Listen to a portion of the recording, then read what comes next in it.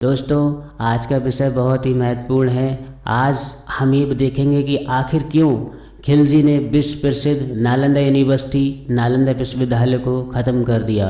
इतिहास के पन्नों को पलट के देखें तो शिक्षा के क्षेत्र में नालंदा विश्वविद्यालय का प्राचीन भारत में गौरवपूर्ण इतिहास रहा है। विश्व भर से नालंदा में पढ़ने के लिए कोरिया, ईरान, ग्रीस, जापान और तिब्बत से छात्र आया करते थे।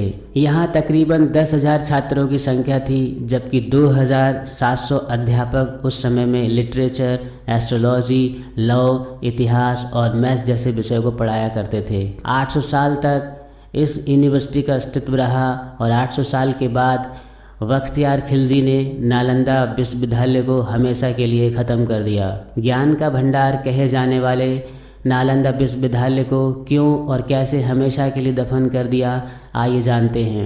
इख्तियार खिलजी का पूरा नाम इख्तियारुद्दीन मोहम्मद बिन बख्तियार खिलजी था। ये तुर्की का शासक था। इसने लूट के इरादे से भारत पर आक्रमण किया और यहीं पर रहकर भारतवर्ष पर लंबे समय तक राज किया। इस दौरान यूनिवर्सिटी तब राजगीर का एक उपनगर हुआ करती थी। नालंदा विश्वविद्यालय को खिलजी ने ख़त्म किया। खिलजी बहुत ही ज़िद्दी था, बस उसका यही व्यवहार नालंदा यूनिवर्सिटी को निगल गया। एक बार खिलजी बहुत बीमार हो गया था। हकीमों की दवा और इलाज के बावजूद खिलजी की तबीयत में ज़रा सा भी सुधार नहीं हुआ। ऐसे में बहुत सोच विचार करने के बाद नालंदा के जाने माने आयुर्वेद के वैद्य राहुल श्रीभद्र को खिलजी के इलाज के लिए बुलाया गया।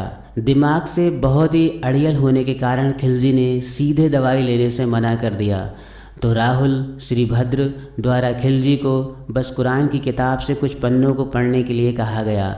इसके बाद खिलजी धीरे धीरे ठीक होता चला गया। वैद्य द्वारा जिन पन्नों को पढ़ने के लिए बोला गया था, उन्होंने उन पेजों पर एक अदृश्य, एक ना दिखने वाला दवा का लेप लगा दिया था, जिसको छूने के बाद खिलजी ने थूक से जितनी बार पेज पलटे उसकी तबीयत उतनी ही ठीक होती चली गई। लेकिन उसके मन में खुशी होने के बजाय गुस्से का गुबार उठ गया कि कैसे ये वैद्य और आयुर्वेद के ज़रिए इलाज कर रहे हैं। फिर क्या था, 1199 में खिलजी द्वारा नालंदा विश्वविद्यालय को आग लगा दी गई। नालंदा यूनिवर्सिटी में दोस्तों इतनी किताबें थीं कि लगभग 3 महीनों तक आग दहकती रही। खिलजी ने अपने गुस्से के आवेश में आकर न जाने कितनी धार्मिक नेताओं, वैद्य और बौद्ध भिक्षुओं को मरवा दिया। दोस्तों, ये जानकारी उम्मीद है आपको बहुत पसंद आई होगी। आप चैनल को लाइक सब्सक्राइब ज़रूर करें। धन्यवाद।